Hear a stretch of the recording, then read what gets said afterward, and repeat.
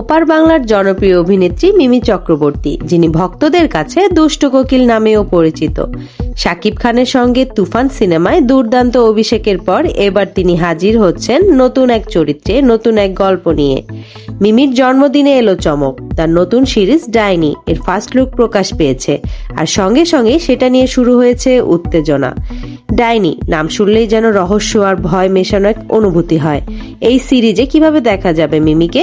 সত্যিই কি তিনি একজন ডাইনি, নাকি এর পেছনে লুকিয়ে আছে অন্য কোনো অজানা গল্প? শুধু দর্শকরাই নন, মিমির এই নতুন লুকে মুগ্ধ হয়েছেন টলিউডের আরেক জনপ্রিয় অভিনেত্রী শুভশ্রী গাঙ্গুলিও।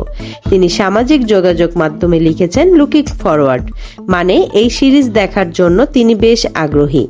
শুভশ্রীর এই উচ্ছ্বাসে সাড়া দিয়েছেন মিমিও, ভালোবাসার ইমোজি শেয়ার করে। বোঝাই যাচ্ছে এই সিরিজ নিয়ে টলিউডে বেশ আগ্রহ তৈরি হয়েছে।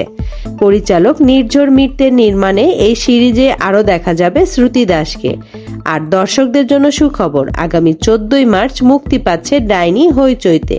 তাহলে অপেক্ষার মাত্র কয়েকদিনের, প্রস্তুত তো ডাইনির রহস্য উন্মোচন করতে?